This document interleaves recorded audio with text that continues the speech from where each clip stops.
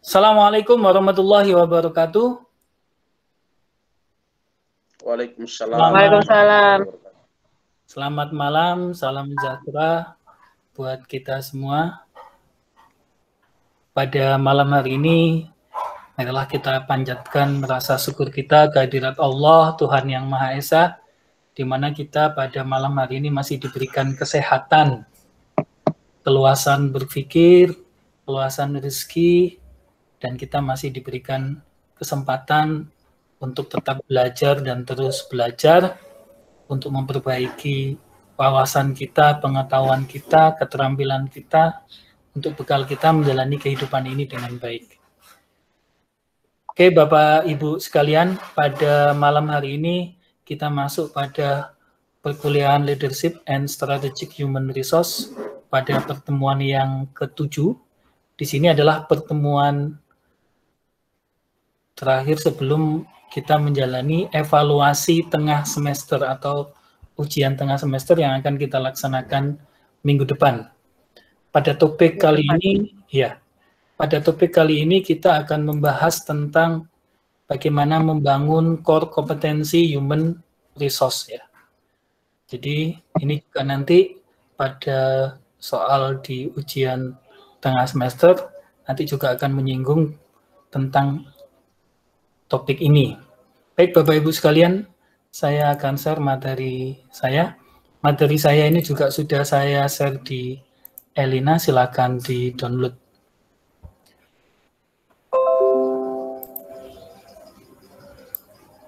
Bapak Ibu sekalian, pada topik membangun core kompetensi human resource ini, kita akan belajar tentang bagaimana sih kita mengembangkan kompetensi sumber daya manusia dalam suatu perusahaan atau organisasi. Sebagai mereview ulang apa yang sudah kita pelajari pada minggu-minggu kemarin, saya ingin menegaskan kembali bahwa pada proses pengelolaan sumber daya manusia atau the human resource management process, ini menurut Stephen Robin dan Marie Coulter ada beberapa tahapan yang harus dipahami pada khususnya. Jadi yang pertama bahwa pada proses human resource planning, di mana kita perusahaan di samping kita untuk merencanakan dan memenuhi kebutuhan sumber daya manusia yang ada di dalam perusahaan, itu akan melakukan proses di samping rekrutmen, maka harus dipertimbangkan juga rekrutmen. Jadi setiap kali ada rekrutmen untuk menjaga keseimbangan organisasi di dalam sebuah perusahaan, maka keseimbangan SDM itu juga harus ada proses rekrutmen. Ini otomatis. Rekrutmen ini bisa terjadi karena pensiun, kemudian karena moving, perpindahan SDM atau karena SDM keluar, atau juga karena SDM yang ada sudah tidak bisa memenuhi perkembangan organisasi ataupun perkembangan kebutuhan pemenuhan teknologi maupun pemenuhan kebutuhan konsumen yang harus disesuaikan oleh perusahaan. Kemudian dilakukan seleksi. Di sini kemudian pada proses seleksi, disinilah kemudian dilakukan identifikasi atas kompetensi karyawan. Berdasarkan identifikasi kompetensi karyawan ini, maka kemudian dilakukan proses orientasi, kemudian training untuk mengembangkan kompetensi karyawan tadi. Nah, disinilah yang akan kita bahas pada topik kali ini, di mana untuk mengembangkan kompetensi karyawan itu, kita harus melakukan yang namanya bagaimana kita mengadaptasi keberadaan karyawan kita, baik dari sisi kesesuaian dengan kondisi kebutuhan organisasi, ataupun juga kesesuaian dengan perubahan lingkungan yang ada. Kemudian kita lakukan performance management, di mana di sini ada penilaian kinerja dan diberikan yang namanya kompensasi dan benefits, kemudian juga ada pengembangan karir. Nah, apa saja sih sebetulnya proses yang akan dilakukan di dalam pengembangan kompetensi mulai dari proses orientasi. Jadi pada proses orientasi di sini perusahaan melakukan yang namanya mentransisi karyawan baru ke dalam organisasi atau perusahaan. Ya. Jadi di sini perusahaan melakukan bagaimana membiasakan karyawan baru dengan tujuan yang ada pada unit-unit kerja di mana karyawan baru ditempatkan. Kemudian yang kedua adalah memperjelas bagaimana pekerjaannya, bagaimana dia harus berkontribusi pada tujuan unit di mana unit kerja pada karyawan baru ditempatkan. Kemudian memperkenalkan karyawan baru kepada rekan kerja yang ada di unitnya. Kemudian memberitahu karyawan baru tentang tujuan, kemudian sejarah, filosofi, prosedur, dan aturan-aturan perusahaan, dan kemudian mengajak karyawan baru untuk tour of duty ke seluruh fasilitas kerja yang ada di dalam perusahaan atau organisasi. Nah, kompetensi apa saja yang harus dimiliki oleh human resource? Ya. Kompetensi apa saja yang harus dimiliki? Ya. Jadi di sini kompetensi yang harus dimiliki oleh human resource di sini adalah yang pertama interpersonal skills. Ya. Jadi interpersonal skills di sini adalah skill kemampuan interpersonal. Jadi membangun sebuah hubungan. Jadi membangun sebuah komunikasi, membangun sebuah tim kerja, empati dan lain-lain. Ya. Kemudian technical skill. Jadi kompetensi teknik yang diperlukan oleh seorang karyawan. Contohnya misalkan bagaimana menciptakan kepuasan pelanggan. Kemudian kompetensi yang terkait dengan bisnis yang dijalani oleh perusahaan. Kemudian kompetensi yang terkait dengan penilaian kinerja di dalam perusahaan. Jadi setiap karyawan juga harus tahu apa sih kinerja yang harus dia miliki dan bagaimana melakukan penilaian terhadap kinerjanya. Kemudian seorang karyawan itu juga harus memiliki kemampuan di dalam problem solving dan decision making, pengambilan keputusan. Ya. Nah, terkait dengan kompetensi ini saya akan membahas beberapa yang menurut saya penting yang harus dimiliki oleh seorang karyawan atau sumber daya manusia perusahaan. Jadi yang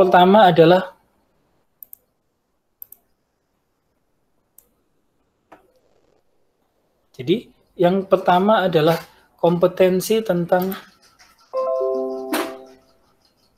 bagaimana membangun setiap karyawan itu memiliki semangat untuk berprestasi atau achievement orientation.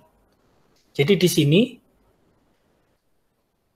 seorang pekerja itu atau seorang human atau seorang karyawan itu harus kita lihat bagaimana derajat kepeduliannya terhadap pekerjaannya sehingga dia terdorong untuk bekerja lebih baik bahkan melampaui standar yang telah ditetapkan. Ya, jadi ini kompetensi achievement orientation yang harus dimiliki oleh seorang karyawan. Nah, apa saja sih bagaimana level daripada kompetensi ini? Jadi yang pertama, skala achievement orientation ini pada dimensi intensitas dan kelengkapan, maka penjelasan indikator perilaku yang dimiliki oleh seorang karyawan, yang pertama level negatif 1, di mana dia tidak memiliki standar prestasi sama sekali. Jadi, dia tidak memiliki perhatian khusus terhadap pekerjaannya. Jadi dia hanya bekerja sebatas jika dibutuhkan. Bahkan ketika diwawancarai, terlihat ketidakmampuannya dia di dalam menjelaskan pekerjaan yang dia lakukan secara detail. Nah, kalau kita menghadapi karyawan yang seperti ini, berarti dia memiliki kompetensi pada achievement orientation untuk berprestasi itu negatif 1. Jadi kalau ada kriteria seperti ini lebih baik tidak direkrut ya pada proses rekrutmen. Atau kalau pada proses dia sudah menjadi karyawan, Maka apabila ada kriteria yang seperti ini, maka lebih baik diabaikan, karena karyawan seperti ini biasanya itu sudah tidak mampu, terus tidak mau. Maka lebih baik didemosi atau dideportasi. Kemudian pada skala level 0, ya, di sini dia berfokus pada hal yang diberikan. Dia menunjukkan telah berusaha keras tapi hasil kerjanya tidak dapat melampaui prestasi rata-rata. Jadi dia sudah bekerja keras tetapi dia hasil kerjanya bahkan di bawah prestasi rata-rata. Ya kan? Ini menunjukkan bahwa dia bekerja keras tetapi belum bekerja dengan cerdas. Nah, karyawan seperti ini sebetulnya posisinya dia dia tidak mampu, tapi dia mau bekerja. Nah, ini mungkin perlu didorong agar dia mau dan mampu. Kemudian pada level 1, ya ini karyawan yang memiliki intensitas dan kelengkapan pada skala achievement orientation itu, dia termotivasi untuk mengerjakan pekerjaan dengan baik. Ya kan? Kemudian dia memiliki keinginan untuk mencapai standar kerja meskipun prestasinya masih rata-rata, jadi tidak di bawah rata-rata tapi masih rata-rata. Ya. Jadi tapi dia berusaha untuk mencapai standar kerja. Ini level 1. Level 2 itu adalah orang yang berusaha menyamai standar orang lain atau prestasi rata-rata, tetapi dia bekerja untuk mencapai suatu standar yang ditetapkan oleh pihak manajemen. Jadi dia berusaha untuk memenuhi standar yang telah ditetapkan. Meskipun dia juga biasanya memang karyawan itu kan apple to apple, kalau melihat pesaingnya atau orang lain itu berprestasi, maka dia akan berusaha mengejar. Nah, tapi di sini dia di samping mengejar orang lain, tapi dia juga mengejar standar yang telah ditetapkan oleh perusahaan. Itu masuk level 2. Kemudian yang level 3, itu mampu menetapkan ukuran kepuasan kerja dan prestasi kerjanya sendiri. Ya. Di samping ada ketetapan itu, dia mampu, be yourself, dia mau menjadi dirinya sendiri dan dia mau meningkatkan kinerjanya sendiri. Kemudian pada level 4, terus berusaha untuk memperbaiki performansi, jadi dia terus berusaha kinerjanya itu setiap bulan, setiap tahun, setiap periode itu diusahakan untuk meningkat. Itu sudah level 4. Ketika level 6 itu sudah mengendaki tujuan-tujuan yang menantang, bahkan mengendaki target-target yang menantang. Ya. Sedangkan level tertinggi di level 6 itu sudah mulai dia mampu mempertimbangkan cost benefit. Jadi seorang yang kompeten itu di samping dia memiliki kemampuan skill dalam bekerja, dia juga memiliki sikap, dan dia juga memiliki pengetahuan. Nah, pada level 6 ini pengetahuan itu digunakan untuk menganalisis, dia mampu menimbangkan unsur cost benefit-nya. Jadi setiap pekerjaan pasti dia hitung berapa besaran biaya yang harus dikeluarkan dan berapa manfaat yang akan diperoleh. Kalau karyawan sudah bekerja dengan kondisi seperti ini, dia masuk pada level 6. Nah, level 7, dia mampu mengambil sebuah resiko.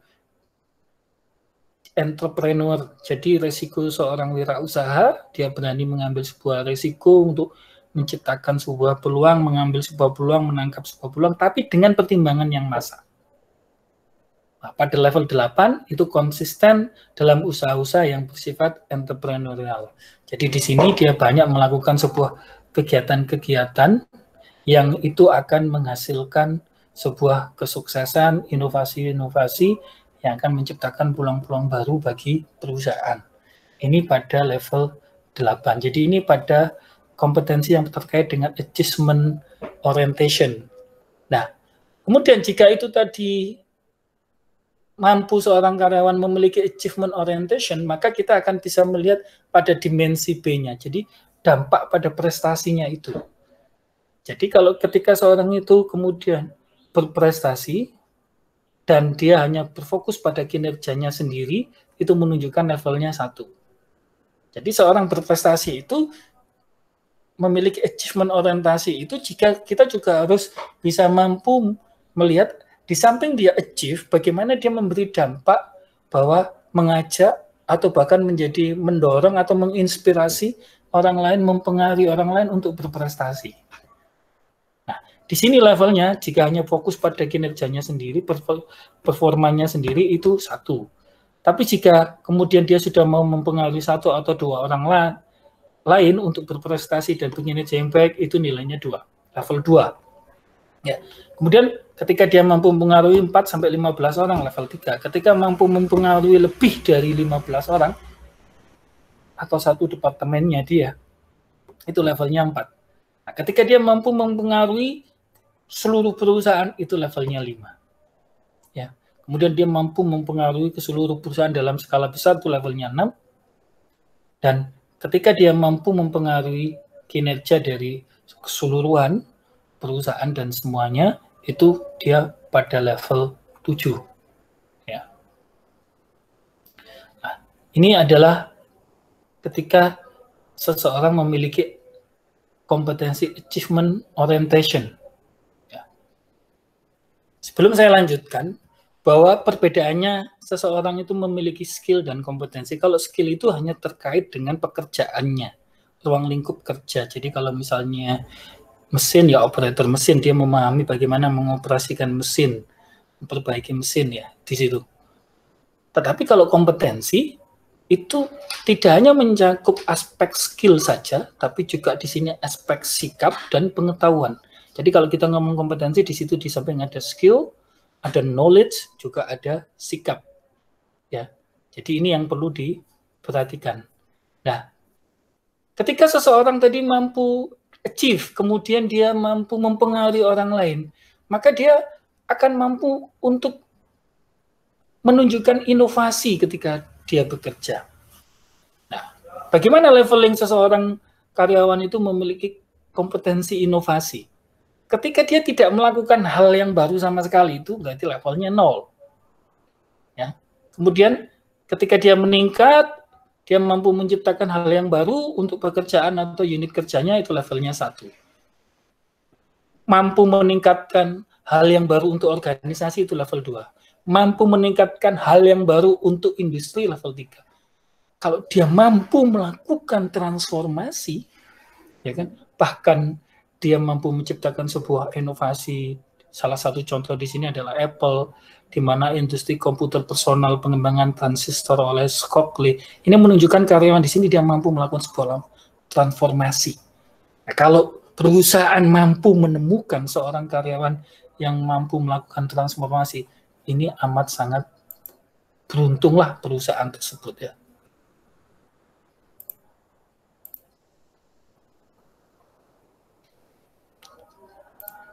Kemudian selanjutnya, kompetensi terhadap bagaimana seorang karyawan itu memiliki concern terhadap tugas, kualitas, dan ketelitian di dalam bekerja.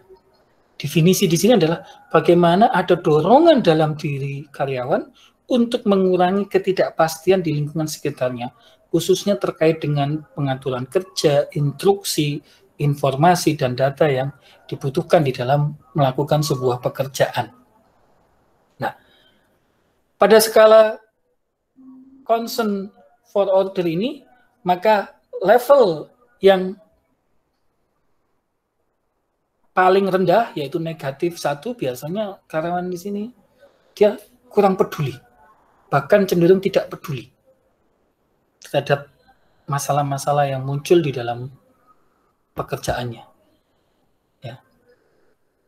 Kemudian pada level 0, di mana dia hanya sekedar mencari kejelasan tugas yang diperlukan saja. Ya kan? Atau tugas yang dapat berubah karena dikerjakan orang lain. Pada level 1, dia sudah mulai menjaga tempat kerjanya selalu terorganisir. Kemudian level 2 memperlihatkan perhatian umum terhadap aturan dan kejelasan tugas. Pada level 3 dia sudah mulai melakukan pengecekan ulang terhadap pekerjaannya, sehingga dia bisa memastikan akurasi informasi atau pekerjaannya dia. pada level 4 dia memonitor pekerjaan orang lain dan mampu melakukan pencatatan proses kerja secara detail mengenai aktivitas pekerjaan yang dia lakukan sendiri maupun dilakukan orang lain. Kemudian pada level 5 dia sudah mampu memonitor data suatu proyek, di mana di sini dia mampu menemukan kelemahan, kekurangan, kemudian bagaimana menciptakan informasi untuk menjaga keteraturan dan pelaksanaan daripada sebuah sistem supaya menghasilkan pekerjaan yang baik.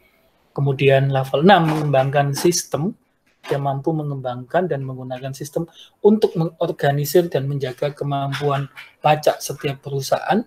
Kemudian level 7 dia sudah mampu mengembangkan sistem yang kompleks sehingga dia mampu menghadapi setiap perubahan lingkungan yang ada dan dia mampu melakukan kontingensi penyesuaian terhadap kondisi-kondisi perubahan lingkungan yang cepat. Nah, kemudian kompetensi selanjutnya yang harus dimiliki oleh seorang karyawan yang kita katakan berkompeten, itu dia proaktif, dia memiliki inisiatif. Di sini adalah adanya dorongan pada karyawan untuk bertindak melebihi yang dibutuhkan atau yang dituntut dari pekerjaannya. Jadi dia mampu bekerja melebihi apa yang ditargetkan kepada dirinya, melebihi ekspektasi. Ya, jadi apa yang diekspektasikan terhadap dirinya itu dia melebihi ekspektasinya. Ya. Dan dia mampu menciptakan peluang-peluang baru dalam setiap apa yang dia lakukan dalam menyelesaikan pekerjaannya. Nah, level pada inisiatif di sini ketika dia hanya memikirkan masa lalu. Jadi kalau Anda memiliki karyawan dulu pernah bekerja di sebuah perusahaan A, kemudian sukses, ya kan, kemudian dia sekarang bekerja di perusahaan Anda, di perusahaan B, kemudian hanya menyampaikan kisah-kisah suksesnya dia dulu. Ini menunjukkan dia dari sisi inisiatif itu levelnya negatif 1. Ya. Kalau levelnya 0 ini dia enggak ada inisiatif ya. Kemudian level 1, dia sudah mulai menunjukkan usaha yang konsisten. Jadi ada inisiatif, dia memiliki setiap pekerjaan itu, dia memiliki paling tidak minimal 2 inisiatif untuk mengatasi masalah yang dihadapi di dalam pekerjaannya. Ya. Dan level 2, dia sudah mulai memusatkan pada kesempatan atau masalah yang dihadapi pada saat sekarang. Bahkan dia mampu menyelesaikan masalah dalam waktu 1-2 hari, biasanya dia gitu.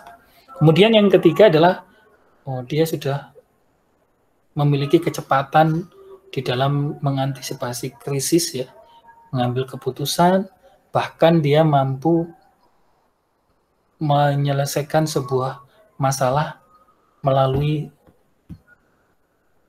kompetensi yang dia miliki sendiri. Kemudian yang level 4, dia mampu melakukan tindakan antisipatif sampai pada 2 bulan ke depan, dia sudah mampu mengantisipasinya. Kemudian pada level 5, dia mampu melakukan tindakan antisipatif sampai pada 3-12 bulan ke depan. Sedangkan level 6, dia mampu melakukan tindakan antisipatif untuk 1-2 tahun ke depan. Level 7, melakukan tindakan antisipatif untuk 2-5 tahun ke depan, sedangkan level 8 adalah melakukan tindakan antisipatif untuk 5-10 tahun ke depan, kemudian level 9 melakukan tindakan antisipatif untuk 10 tahun ke depan. Jadi ini sudah ahli rencana strategik ya, jadi ahli Renstra biasanya begitu. Jadi kalau sudah pada masuk di sini, berarti dia memiliki kemampuan strategik, jadi human resource strategik ya. Jadi SDM yang memiliki kemampuan strategik. Jadi kemudian pada dimensi D, bahwa seseorang yang memiliki kompetensi proaktif, di samping dia memiliki inisiatif ya, dia juga memiliki dorongan dari dalam diri sendiri untuk melakukan upaya-upaya atau usaha yang dilakukan. Ya, cirinya orang yang memiliki inisiatif pada level negatif 1, kalau tadi inisiatifnya dia post power syndrome, suka membicarakan kesusahannya dia di masa lampau, padahal dia di sini tidak mengerjakan apa-apa, tidak menghasilkan apa-apa. Dan di sini juga kelihatan pada dorongan sendiri, dia selalu menghindari pekerjaan yang seharusnya dilakukan, mencoba melarikan diri atau menghindari pekerjaan. Kemudian pada level 0 tidak dapat diaplikasikan atau tidak berlaku. Jadi pada kalian di sini untuk tumbuh dorongan, tumbuh inisiatif pada level 0 ini dibutuhkan pengawasan yang secara terus-menerus. Pada level 1 dia sudah mampu bekerja mandiri secara independen. Pada level 2 dia mampu melakukan usaha ekstra. Pada level 3 dia mampu melakukan pekerjaan lebih dari yang diperintahkan. Pada level 4, dia mampu melakukan pekerjaan jauh lebih dari yang diperintahkan. Kemudian pada level 5, dia mampu melakukan usaha-usaha yang luar biasa atau heroik.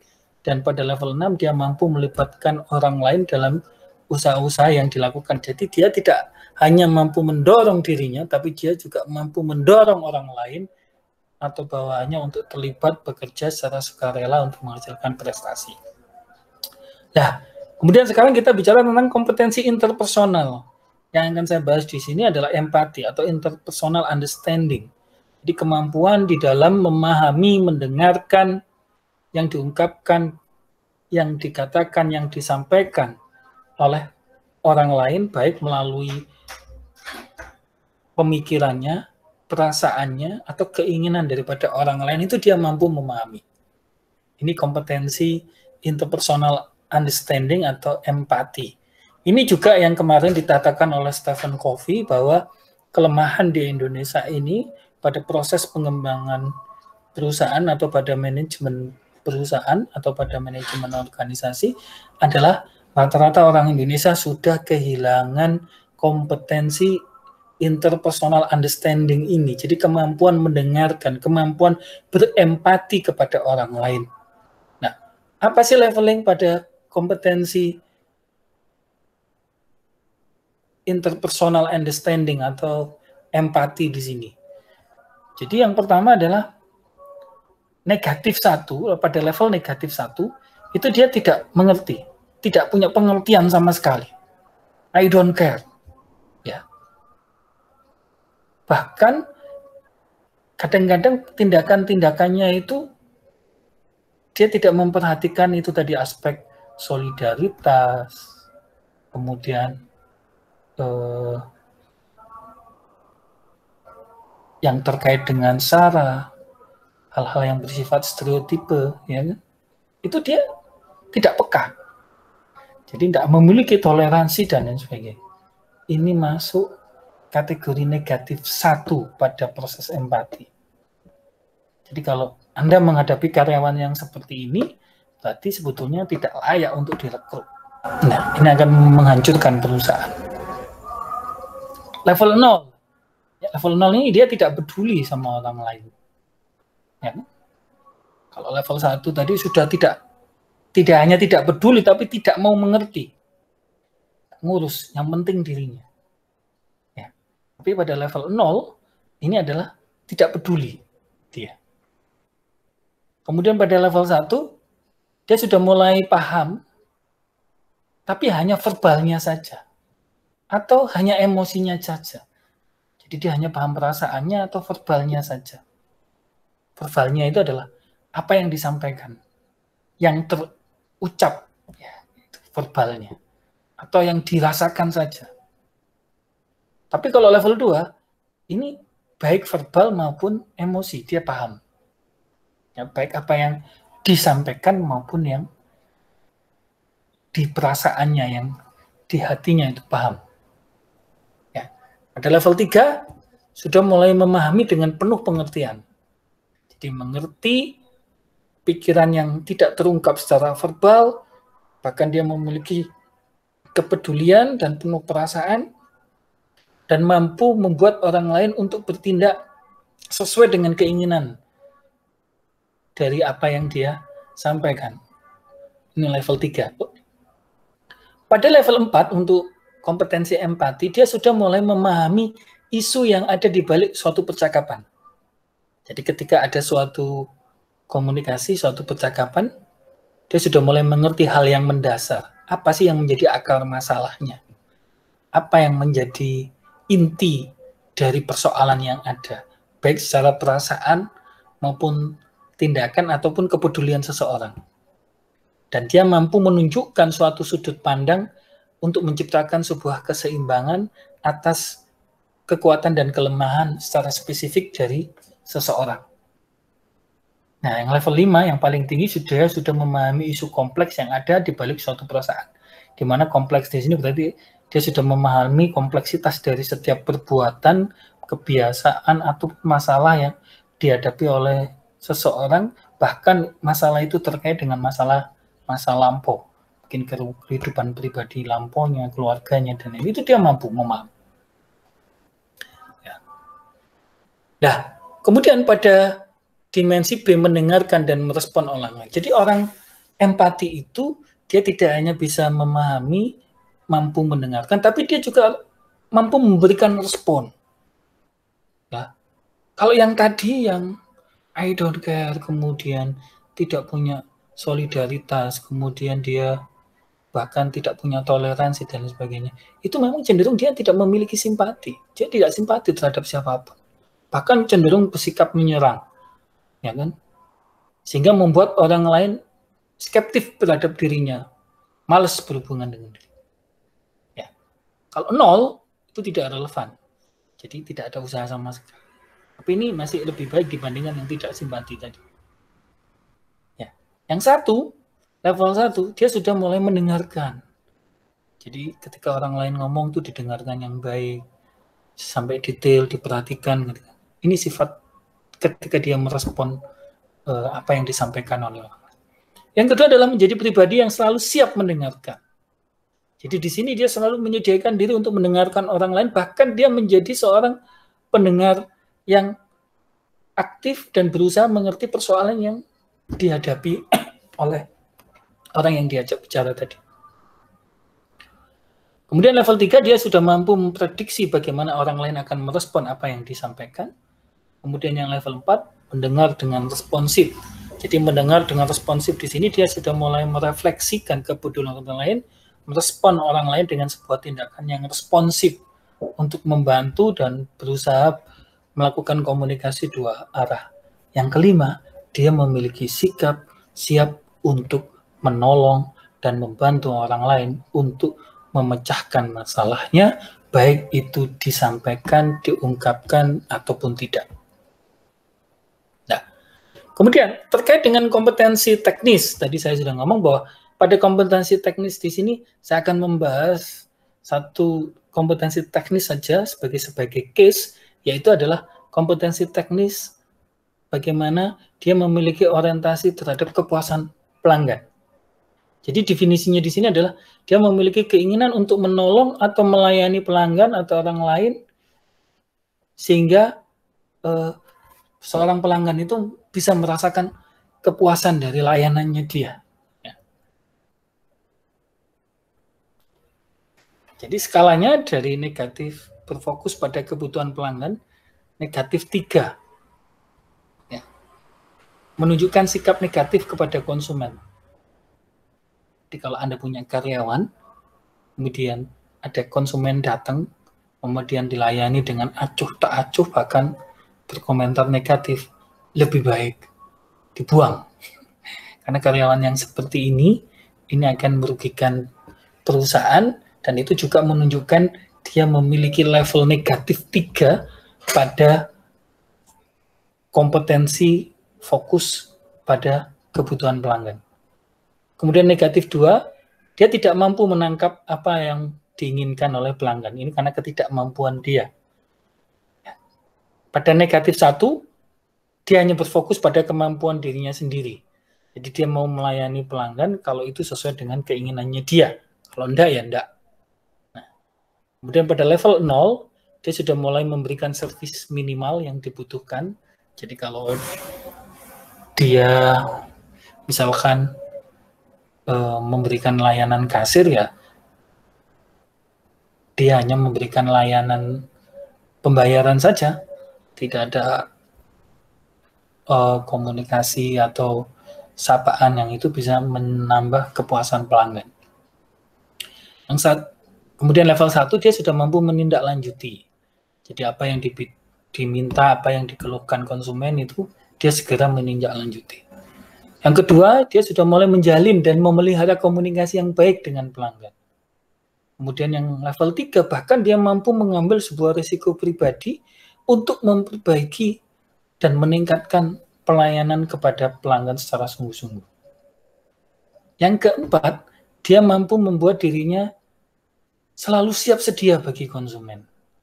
Jadi tanpa diminta, ketika konsumen gelisah langsung didatangi, ada yang bisa saya bantu sebelum dipanggil. Itu menunjukkan dia level 4. Level 5, dia sudah melakukan tindakan untuk membuat segalanya menjadi lebih baik.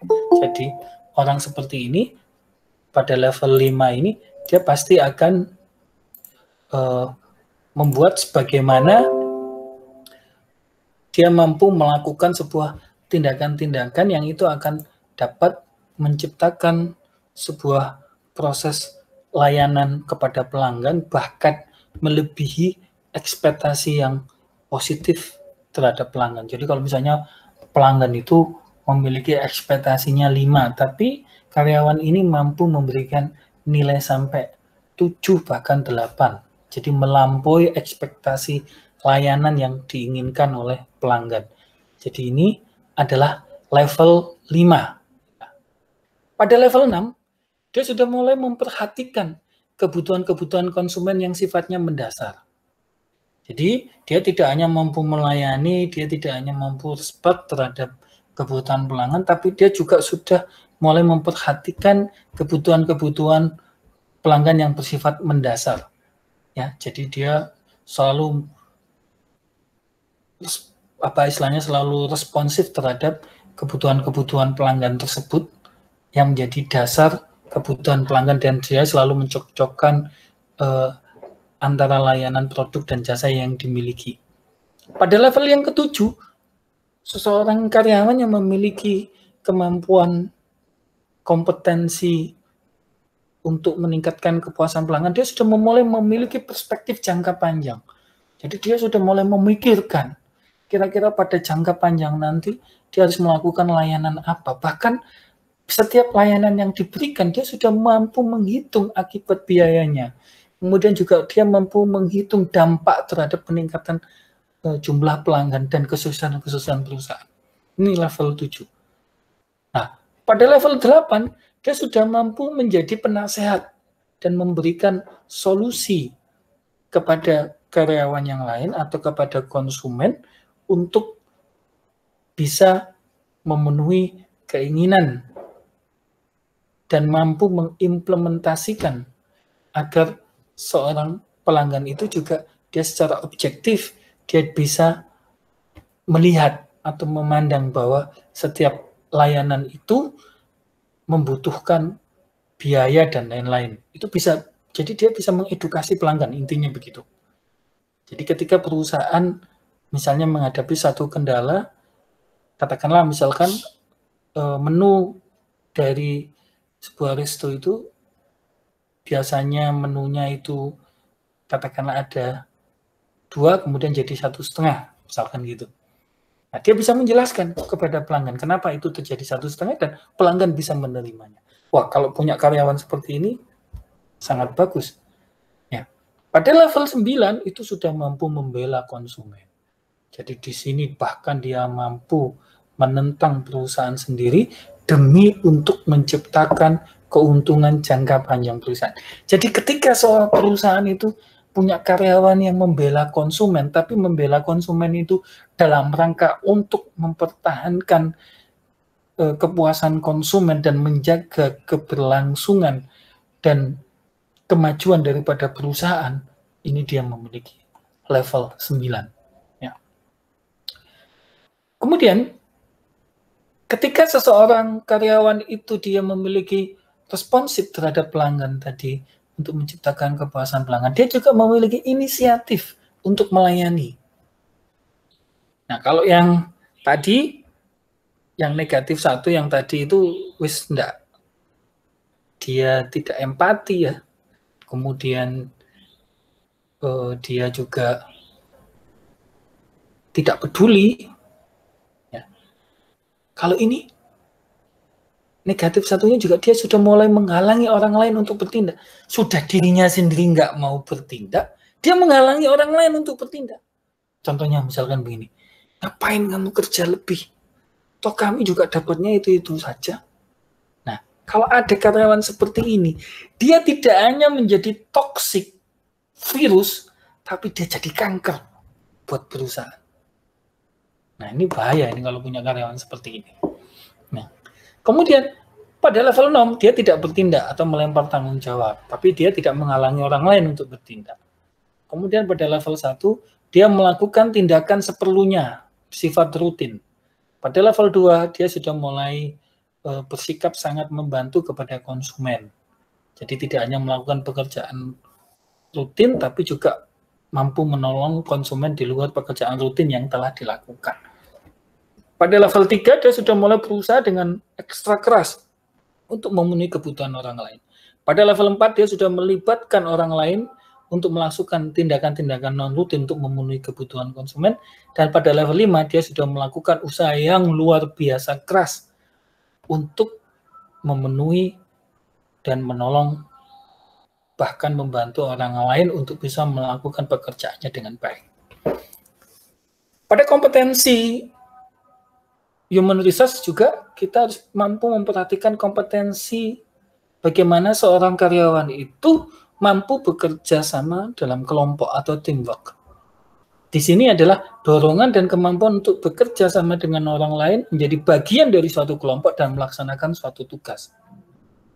Nah, levelnya yang pertama adalah pada dimensi intensitas yang mendorong kerja kelompok. Negatif 1 tidak kooperatif, bahkan cenderung membuat masalah, mengganggu. Kalau 0 netral, tapi pasif dia. Dia tidak berpartisipasi dan tidak ikut kelompok juga. Level 1 sudah mulai kooperatif. Level 2 tidak hanya kooperatif, dia sudah mulai membagi informasi juga. Level 3 dia mulai menunjukkan ekspektasi yang positif. Ya, jadi dia juga menunjukkan bagaimana membangun sebuah hubungan yang diekspresikan di dalam sebuah kelompok, memberikan penghormatan, apresiasi, sehingga dia bisa memberikan ekspektasi yang positif terhadap kelompok itu untuk meningkatkan motivasi kerja daripada kelompok. Level 4, dia sudah mampu meminta input. Ya, jadi meminta input orang lain, terutama bawahan. Jadi ketika mengambil keputusan, dia tidak memaksakan keputusannya, bahkan dia membuka diri untuk mendapatkan input. Itu level 4. Level 5 sudah mampu memberi semangat. Dia mampu memberikan penghargaan kepada orang lain, mampu mengapresiasi orang lain, mampu menghargai orang lain. Level 6 dia mampu membangun tim, menciptakan suasana yang bersahabat, menciptakan identitas grup, menjaga kelangsungan hidup kelompok. Level 7 dia sudah mampu menciptakan kompetisi untuk menciptakan kelompok kerja ini bisa memiliki achievement yang selalu meningkat.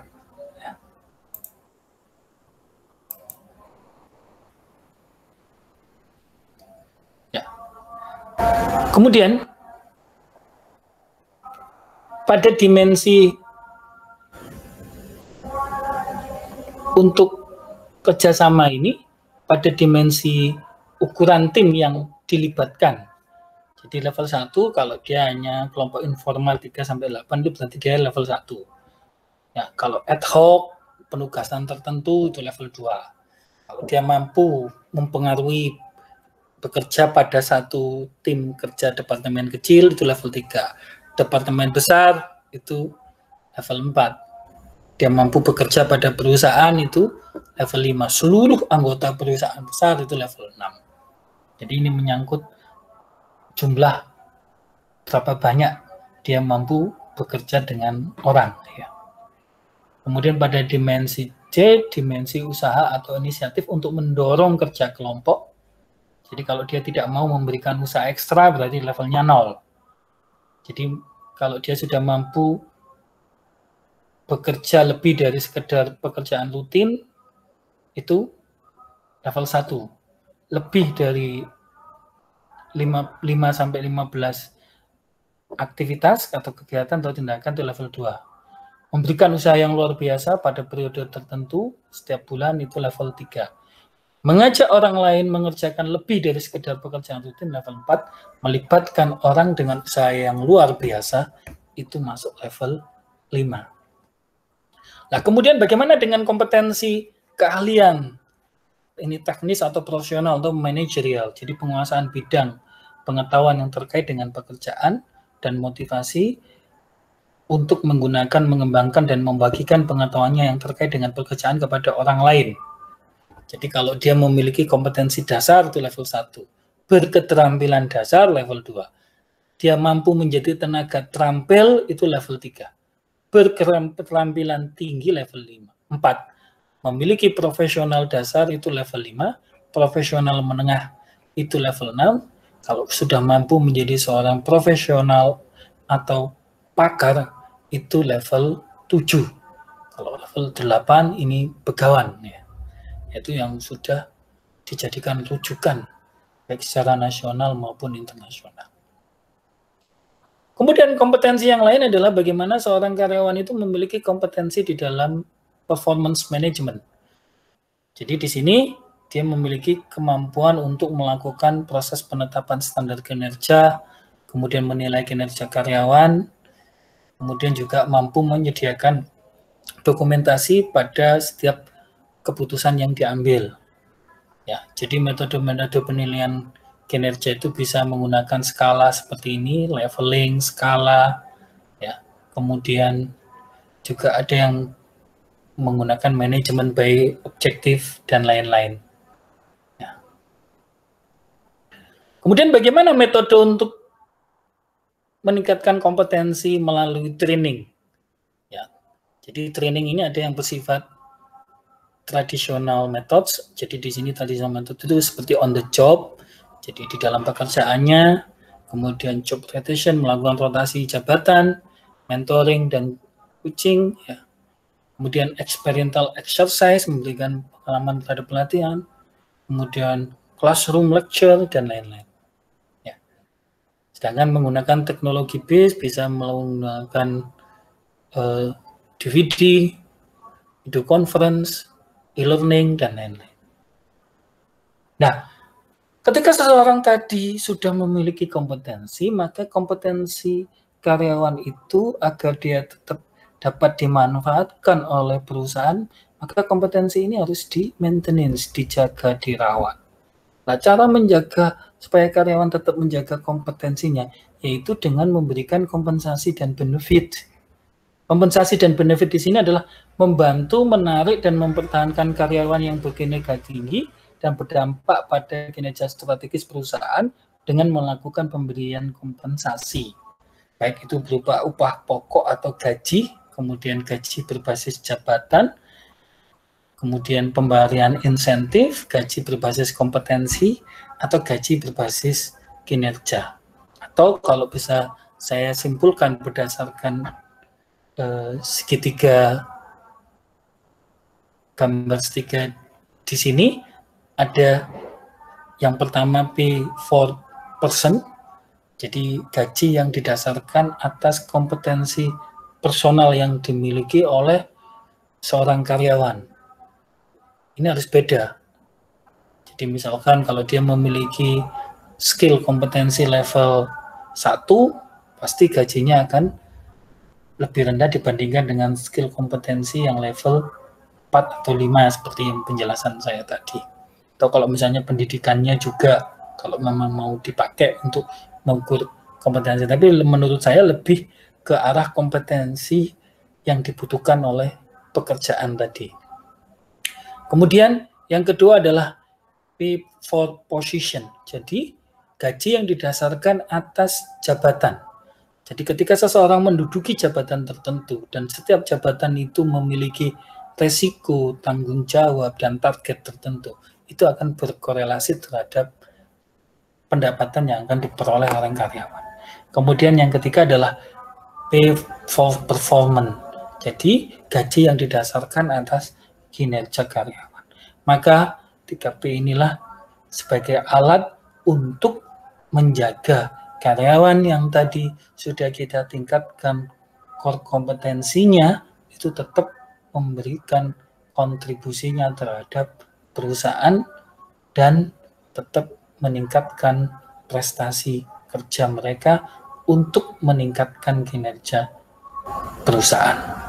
Jadi ini Bapak Ibu sekalian, pada topik yang ke-7 ini kita membahas tentang bagaimana membangun core kompetensi human resource atau core kompetensi sumber daya manusia kita. Ini yang sementara bisa saya sampaikan, mungkin selanjutnya bisa kita lanjutkan dengan diskusi. Monggo, kalau ada diskusi dan pertanyaan dari Bapak Ibu sekalian. Silakan. Ini Pak Eko sudah bergabung. Pak Eko? Ya, Pak Eko silakan kalau ada yang mau ditanyakan. Pak Sila? Silakan. Bapak Ibu sekalian kalau ada yang mau ditanyakan. Monggo. Pak Eko? Ya, Pak Eko, silakan Pak Eko.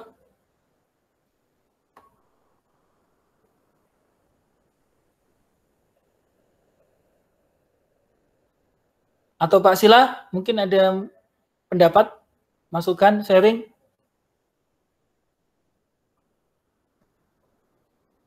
Silakan. Silakan Bapak Ibu sekalian. Ya, silakan. Mungkin saya dulu Pak. Ya, silakan. Ya, kalau semisal di perusahaan pemerintah mungkin ya Pak ya, kalau tentang direkrutmen sepertinya jarang. Karena seperti kayak yang sudah terikat seperti PNS itu kan jarang sekali direkrutmen. Mungkin paling jauh ya seperti dimutasi, dipindahkan, mungkin dikucilkan, dan itu pun dipindahkan ke tempat yang mungkin jauh dari tempat domisilinya tinggal, jadi dibuat tidak nyaman, mungkin seperti itu, karena sepertinya tidak mungkin untuk memberhentikannya atau mengeluarkannya.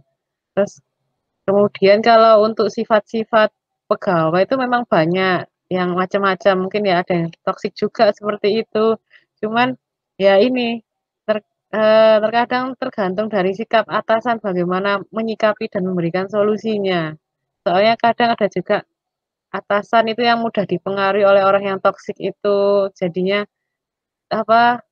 jadinya seperti terikut-ikut ngompori gitu loh Pak istilahnya. Jadinya malah membuat suasana tempat kerja semakin tidak nyaman, itu juga mungkin ada juga seperti itu.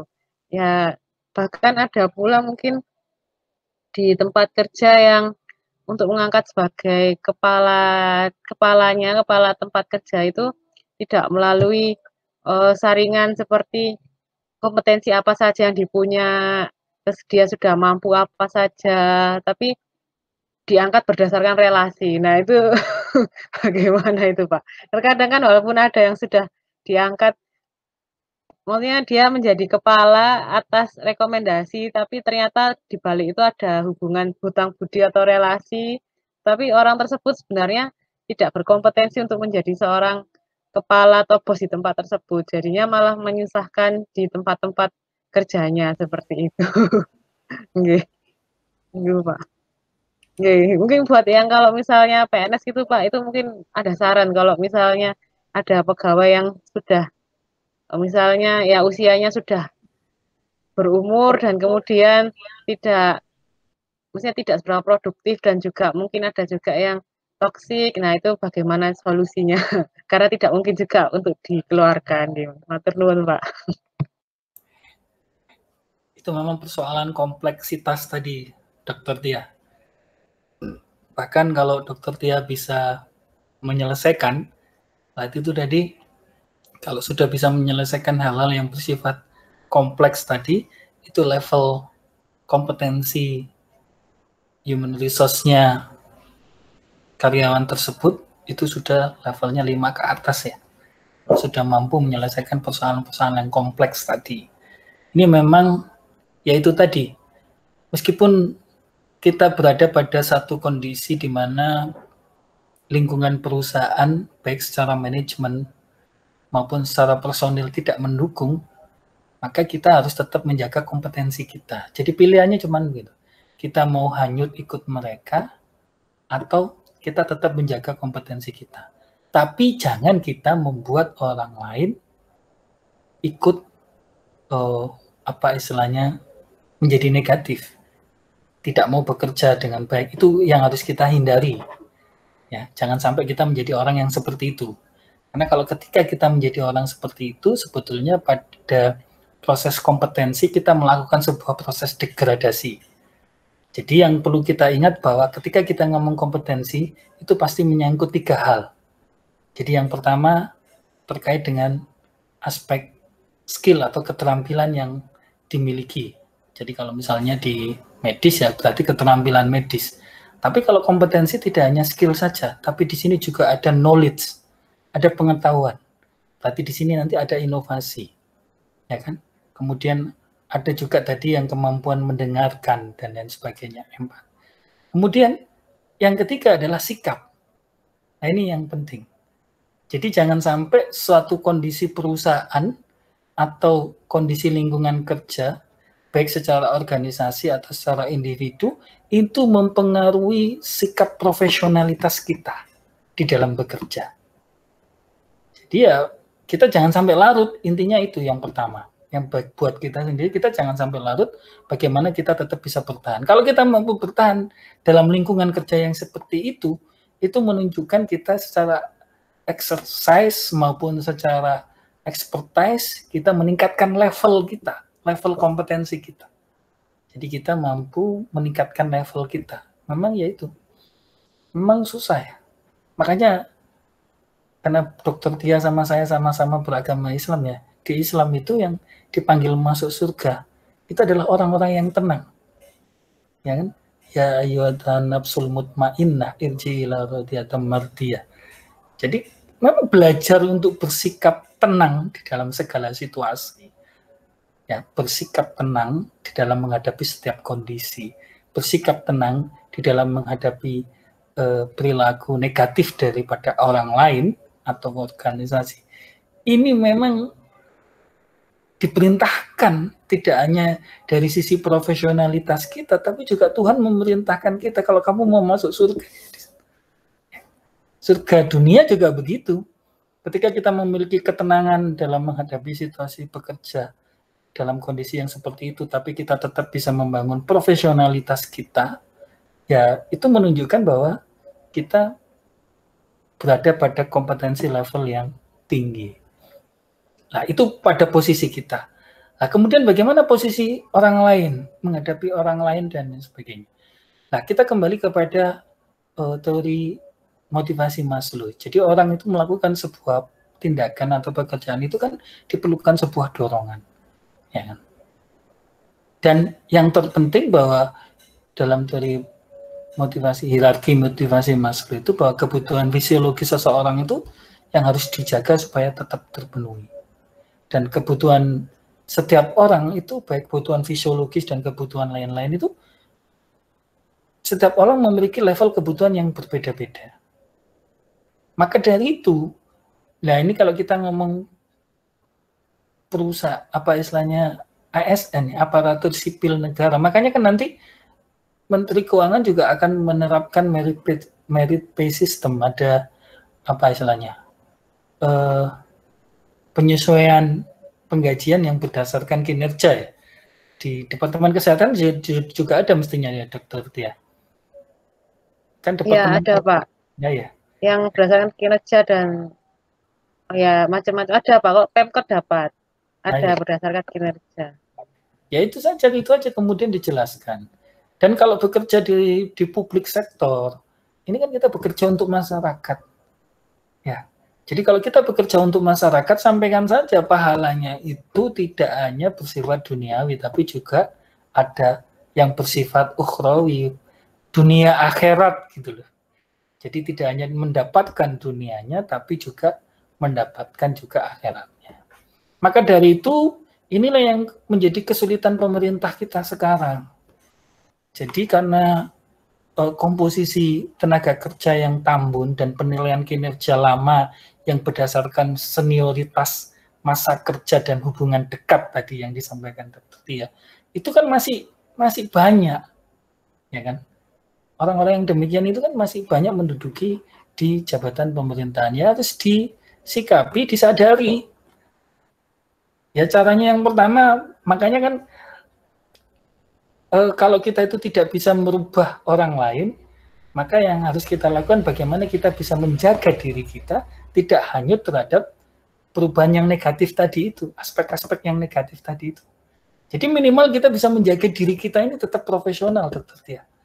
Di samping kemudian kita berusaha juga mengajak orang lain untuk berubah bersikap profesional tadi. Jadi caranya mungkin seperti itu, Dr. Tia.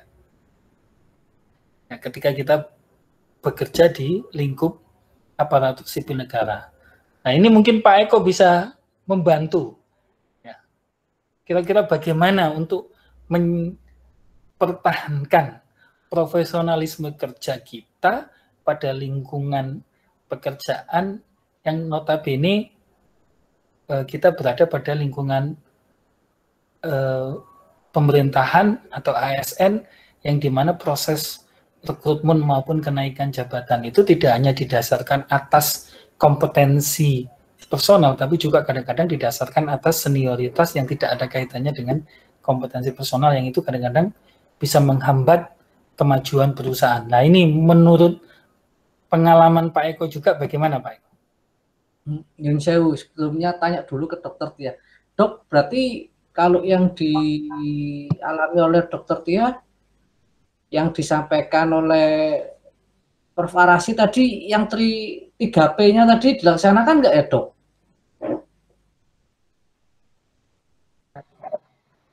Yang mana aja nih, Pak? Yang P for performance, P for position, P for gitu apa? Posisi apa? Person. Nah, itu. Soalnya kalau yang di itu udah dilaksanakan belum, Dok? Ya, kadang itu performance-nya yang ini, maksudnya yang lebih kayak menjagakan ke kinerja pegawai-pegawainya. Jadi memang kalau position sih memang ya sebagai kepala gitu ya Pak ya, cuman beliau tuh lebih ke hanya meneruskan saja, meneruskan apa yang dikerjakan oleh karyawannya nanti diteruskan ke kepala dinasnya seperti itu. Jadi istilahnya gimana ya? Jadi emang kok performance memang kurang Bapak, seperti itu. Jadi beliau hanya memantau, hanya terima jadi gitu aja sih. Tapi tidak memotivasi dan tidak membimbing juga dan tidak mengarahkan. Jadi pegawainya tuh seperti ya cari-cari sendiri. Terus untungnya pegawainya itu proaktif semua orang-orangnya. Jadi mereka juga banyak link-link channel-channel. Jadi saling tukar ide dengan di tempat lain. Jadi dapat info dari tempat-tempat lain, kesehatan lain. Jadi sudah lebih tahu dahulu daripada kepalanya, malah seperti itu. Berarti itu, KPI kepalanya gimana KPI-nya? ya itu tadi Pak, relasi. Ya itu susah. Sebetulnya itu Prof itu lebih tahu kondisinya di pemerintahan gimana. Apalagi kan sekarang udah lintas dinas, lintas departemen kan. Jadi tidak berdasarkan hierarki karir, tetapi udah lintas dinas, lintas departemen tadi. Nah, masalahnya kepala dinas mau nggak belajar kan mengenai departemen yang dipimpinnya atau dinas yang dipimpinnya. Lah kebetulan yang di departemen atau di dinasnya dokter Tia ini teamworknya udah bagus ya. Ya gimana lagi ya, iya. Beruntunglah itu kepala dinasnya. Iya, jadi memang seperti kita bekerjanya bagus gitu ya kan, selalu yang dapat pujian kepalanya. Tapi padahal kepalanya ya begitulah. Itu tadi Jadi, disyukuri. iya. Bejo sekali beliau. Ya itu tadi Dokter Tia, bahwa dalam kehidupan ini kan selalu ada yang baik, ada yang buruk, ya kan? Ada yang mendukung, ada yang melemahkan, ada yang negatif, ada yang positif. Ya itu kehidupan di dunia. Maka dari itu ya seperti yang saya sampaikan tadi, yang dipanggil masuk surga itu adalah orang-orang yang tenang. Jadi bagaimana dengan segala situasi dan kondisi tadi, tetap dia berada pada sikap yang profesional tadi. Jadi dia mampu menjaga kompetensi personalnya. Nah nanti, tapi kalau nanti Dokter Tia berkesempatan menjadi seorang pemimpin, ya silahkan diterapkan bahwa menciptakan SDM yang kompeten, kemudian menjaga dia supaya tetap bisa berkinerja baik, itu tidak mudah. Salah satu tool untuk menjaga dia tetap berkinerja baik itu dengan diberikan kepada mereka pelatihan, training, kemudian juga diberikan pemenuhan kompensasi terhadap mereka sesuai dengan 3P tadi itu. P for person, P for position, dan P for performance. Jadi kalau orang nanti dia tidak dihargai secara person, jadi kompetensinya dia diabaikan, tidak dihargai, maka kita tidak akan bisa ketika rekrutmen mendapatkan SDM yang baik, akan kesulitan karena perusahaan kita tidak menghargai kompetensi seseorang. Sebaliknya juga begitu, ketika kita tidak menghargai, memberikan kompensasi yang lebih terhadap satu jabatan, maka orang juga tidak akan mau menduduki jabatan. Dia diberikan tanggung jawab tapi tidak diberikan kompensasinya yang layak. Demikian pula juga kalau kita tidak memberikan kompensasi berdasarkan performance, kinerja, maka orang tidak akan bisa berkinerja baik. Ya itu tadi, karena dia berpikir, kenapa kalau saya berkinerja baik, toh saya juga tidak akan mendapatkan kompensasi yang lebih. Ya, itu memang wajar. Tapi terkait dengan tadi leveling kompetensi seseorang, ketika seseorang itu sudah pada tataran profesional, jadi kita tahu bahwa kalau dalam keilmuan, kalau seseorang itu keilmuannya sudah tinggi, jadi begawan ya, jadi orang ahli, expert, itu memang justru nggak banyak bicara, tapi sekali bicara dia emas ya. Itu menunjukkan ketenangannya dia juga di dalam memahami dan menyikapi situasi dan kondisi yang ada. Jadi itu mungkin yang bisa saya tambahkan terkait dengan bagaimana kondisi kinerja dan situasi kerja yang ada di dalam pemerintahan ya, atau di dalam perusahaan publik yang dalam hal ini dibajih atas nama pemerintahan. Makanya kemudian kenapa di era sekarang ini, era Pak Jokowi ini, cenderung perusahaan-perusahaan atau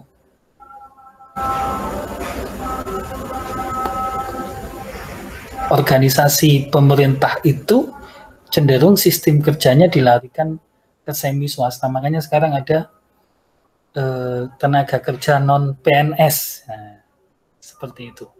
Sebetulnya itu adalah upaya-upaya yang dilakukan oleh pemerintahan sekarang untuk meminimalisasi atau untuk meredus kondisi-kondisi kultur budaya kerja yang kurang baik atau budaya kerja yang negatif dari kondisi lingkungan kerja yang sebelumnya.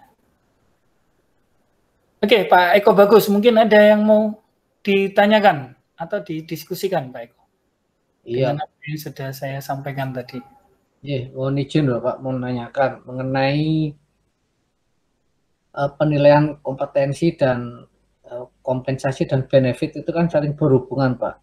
Itu sebaiknya penilaiannya tuh periodenya berapa bulan atau triwulan atau semester, Pak. Kalau pribadi sih kepinginnya setiap bulan Pak, tapi kalau yang setiap bulan yang dinilai banyak ya Pak. Jadi bisa seminggu sendiri kalau menilai itu apa setiap bulannya itu Bapak. Karena kan memang larinya nanti kan ke perform tadi Pak. Performa. Itu. Demikian Bapak. Mohon izin Bapak. Ya, sebetulnya bukan masalah jangka waktu penilaiannya, Pak. Tapi yang terpenting adalah apa yang dinilai. Ya. Jadi maka dari itu kenapa dalam setiap jabatan itu kan selalu ada requirement. Dalam setiap requirement itu ada performance yang akan dinilai. Ya salah satu contoh misalkan sekarang di pendidikan.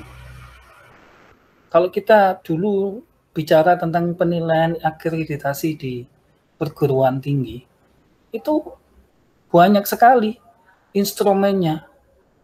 Ya, ada 100 item komponen belum itu di breakdown. Banyak. Nah, itu kalau dikerjakan saja secara administratif, itu butuh sampai setahun sendiri. Masa kita mau melakukan pekerjaan administratif, hanya pekerjaan di atas kertas, kan enggak. Kita ini bekerja itu untuk menghasilkan sebuah goal, sebuah tujuan, mencapai target. Akhirnya sekarang Pak, penilaian akreditasi itu didasarkan atas syarat cukup dan syarat perlu. Jadi syarat cukup itu menunjukkan bahwa organisasi itu bekerja pada kinerja rata-rata. Makanya kemudian ditetapkan standar nasional pendidikan tinggi. Jadi sebuah perguruan tinggi, dia akan dikatakan bekerja di dalam rata-rata kalau dia memenuhi standar. Dan itu dia baru dikatakan akreditasi. Dan itu jelas sudah standarnya. Standarnya jelas, nggak banyak-banyak. Ada kalau nggak salah 9 kriteria. Sudah itu. Kemudian kalau dia dikatakan melampaui standar, melampaui standar ini ada sangat baik, ada unggul. Nah itu dijelaskan juga. Kalau mau melampaui standar, maka syarat perlunya apa? Itu yang dipentingkan. Yang lain yang item-item itu diabaikan, tapi syarat perlunya ini cuma 4. Yakni yang pertama adalah kompetensi dan kualifikasi SDM. Dosennya ada yang doktor enggak? Dosennya ada yang lektor kepala, guru besar enggak? Kemudian sistem penjaminan mutunya sudah PPIPP enggak? Ya kan? Kemudian rasionya juga salah satu contoh seperti itu. Jadi hanya dengan 4 itu, kalau 4 itu dipenuhi, maka dia bisa dilanjutkan proses penilaian selanjutnya. Jadi mungkin itu yang harus ditetapkan dulu, bukan masalah periodiknya, tapi ukuran apa yang akan kita lakukan, dan ukuran itu memiliki akurasi yang tepat untuk menyatakan seseorang itu berkinerja baik, berkinerja standar, berkinerja baik, sangat baik, atau unggul. Jadi ditetapkan aja. Tetapkan aja yang penting. Contohnya misalkan di perusahaan Pak Eko Bagus, apa yang dipentingkan seorang karyawan itu? Yang terkait dengan perusahaan. Kalau perusahaan memang orientasinya, targetnya adalah pertumbuhan penjualan, ya berarti seorang karyawan itu komponen utamanya dia dikatakan berkinerja standar kalau dia memenuhi target penjualan. Kalau dia berkinerja baik, dia ekspektasinya misalkan 10% di atas target penjualan. Kalau sangat baik misalkan 30% di atas penjualan. Jadi ditetapkan itu dulu, komponen-komponen utama dulu. Yang itu mempengaruhi keberlangsungan dan kemajuan perusahaan. Dan itu disesuaikan dengan departemen atau job spesifikasi yang dia lakukan. Kalau dia misalnya job spesifikasi di bagian administrasi, berarti kinerjanya berbasis dokumen. Kelengkapan dokumen, kelengkapan persyaratan. Kalau dia lengkap dan diselesaikan tanpa lembur misalkan itu memenuhi standar. Tapi kalau dia lengkap, diselesaikan tanpa lembur, bahkan dia bisa menyiapkan untuk progres selanjutnya, maka dia berkinerja baik. Jadi ditetapkan itu, yang penting-penting saja disesuaikan dengan kondisi departemen tadi. Jadi kalau misalnya di departemen penjualan, sales, tadi kata kuncinya ya sales. Ya makanya tadi di ukuran kompetensi pada orientasi achievement, meskipun seseorang itu bekerja keras, jadi dia kerja 24 jam sekalipun, tapi ketika kerja kerasnya ini tidak berdampak pada, kalau misalnya bagian penjualan, misalnya seorang sales datang ke Bapak, saya ini loh Pak sudah kerja mati-matian, mulai pagi saya keliling terus, bahkan saya pulang kerja itu saya lebih malam daripada teman-teman pekerja yang lain. Tapi kalau tidak berdampak, itu nilainya 0 loh Pak di level tadi. Di level kompetensi itu dia masuk kategori 0. Atau paling tinggi 1. Karyawan yang seperti ini. Nah, itu menunjukkan bahwa memang setiap pekerjaan itu tidak hanya dibutuhkan kerja keras, tapi juga dibutuhkan kompetensi supaya dia bisa bekerja cerdas untuk menghasilkan pemenuhan target tadi, supaya targetnya terpenuhi. Jadi nggak bisa. Itu dalam skala kompetensi dia masuk levelnya 0 atau 1 paling tinggi. Gitu.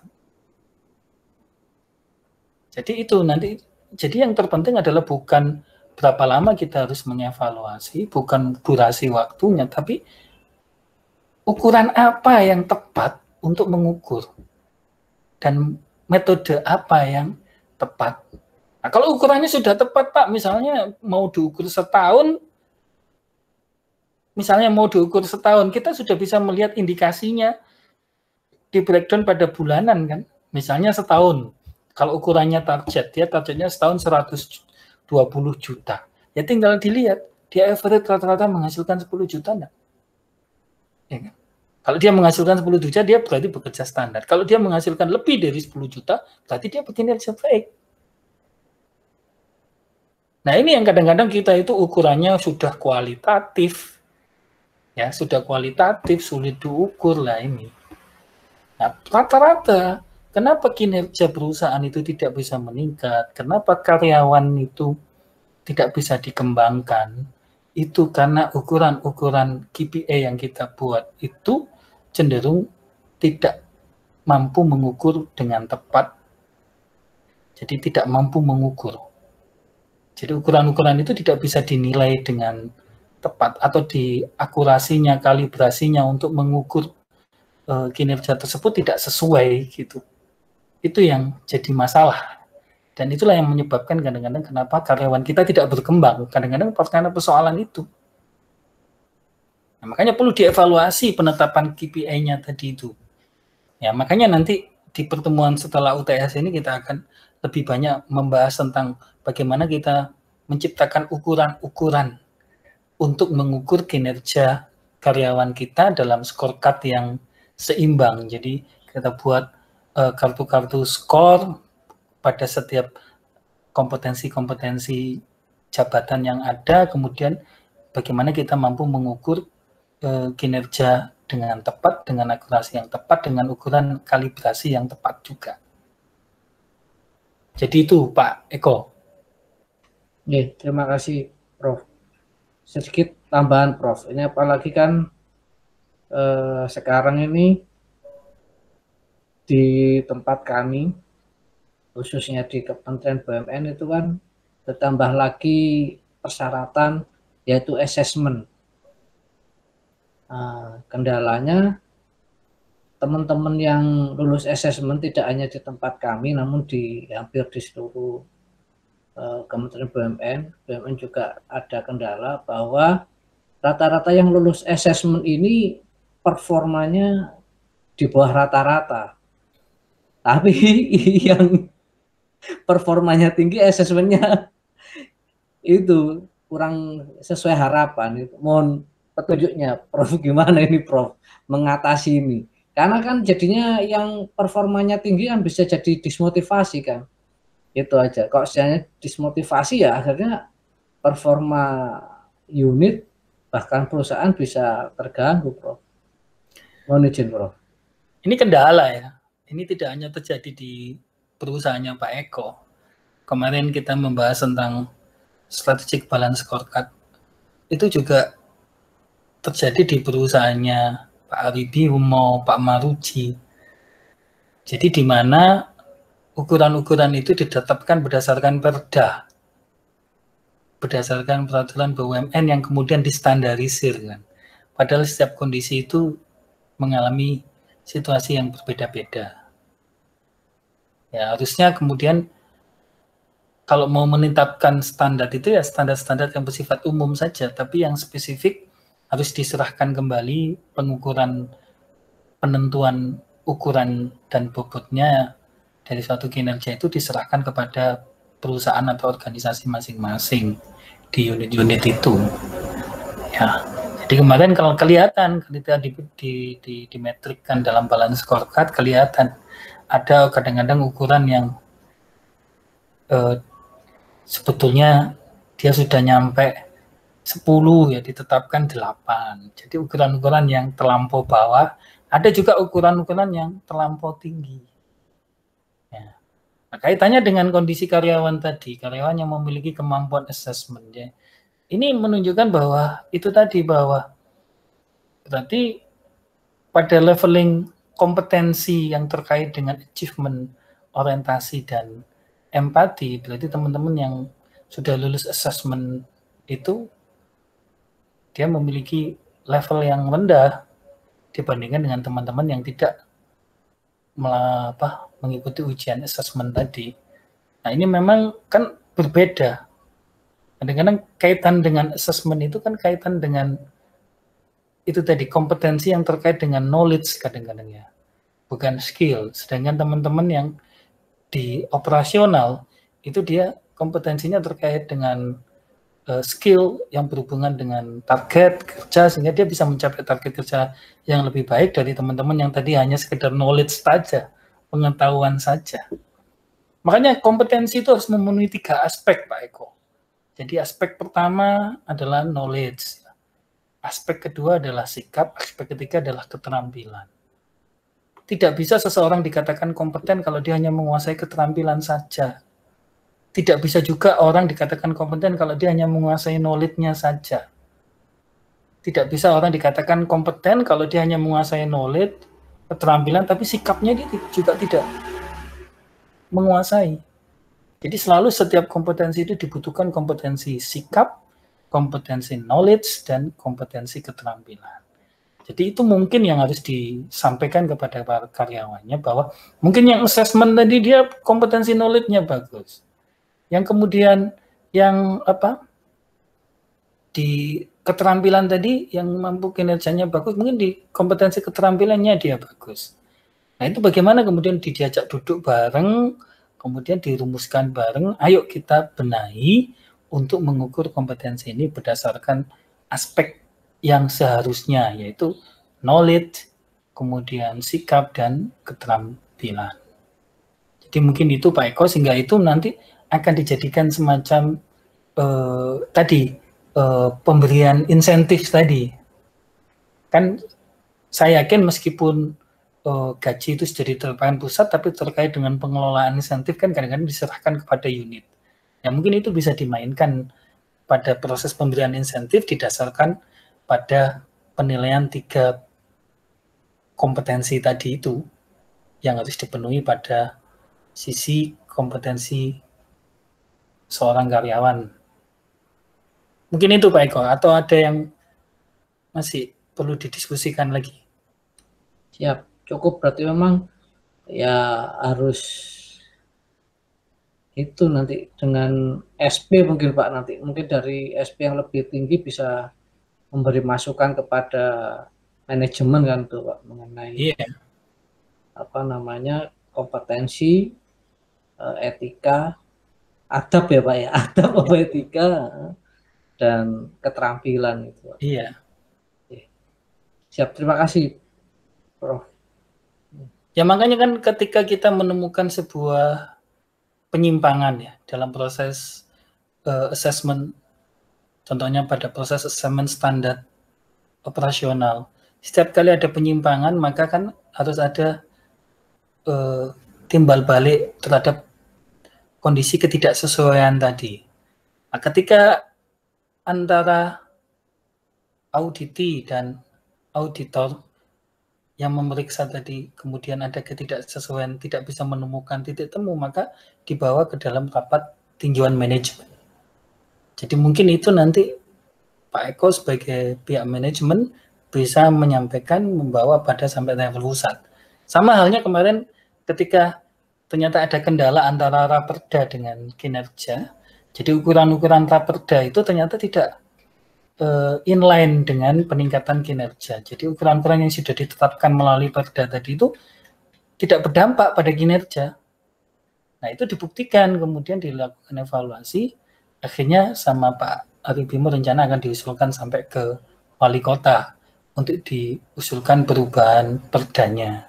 Jadi mungkin itu yang bisa dilakukan Pak Eko berdasarkan pengalaman dari teman-teman kakak kelas kita yang sebelumnya. Baik, Bu Tia, mungkin ada lagi? Apa cukup? Ada yang mau didiskusikan lagi? Mungkin untuk menanyakan satu, Pak, mungkin seperti orientasi, maksudnya dari skala, maksudnya untuk pegawai baru seberapa pentingkah orientasi dilakukan apabila pegawainya itu sudah kompeten dan mumpuni, karena kadang di beberapa tempat itu ada yang pegawai baru ya udah langsung masuk, dicemplungkan, langsung terjun gitu tanpa ada orientasi sama sekali karena sudah dipercaya memiliki kompetensi yang sangat bagus dan pengalaman sangat bagus. Tapi ya kadang ada juga yang masih baru, belum ada pengalaman, tapi tanpa ada orientasi langsung diterjunkan. Seperti itu Pak Anggi. Iya, sama tempat saya juga gitu, Dok. Iya. Kendala itu tadi loh, Dok. 3 bulan harus sudah diangkat itu loh. Pak zaman dulu katanya zaman jahiliyah 4 tahun baru diangkat. Iya, saya ini juga nggak ada pengalaman puskesmas sama sekali, terus langsung diterjunkan lah. Saya bingung ini programnya apa saja, ini apa, nggak ada orientasi, bingung saya. Oke, jalan gitu. Karena pandemi jadi beberapa diklat-diklatnya seperti dipangkas gitu sama dinas. Jadi langsung terjun payung. Ya, kita jadi Dok, coaching and mentoring katanya preparasi. Iya. Jadi sebetulnya kalau kita ngomong orientasi ya, orientasi itu kan sebetulnya tidak hanya terkait dengan bagaimana kita melakukan suatu pekerjaan ya, tapi juga terkait bagaimana hubungan di dalam lingkungan kerja tersebut, bagaimana aturan, bagaimana prosedur, bagaimana budaya. Jadi ya itu tadi, karena dianggap kalau ASN itu kan semuanya sudah given, ditetapkan. Ya kamu mau tidak mau ya kamu harus belajar sendiri, kadang-kadang kan begitu. Ya. Padahal orientasi itu penting. Karena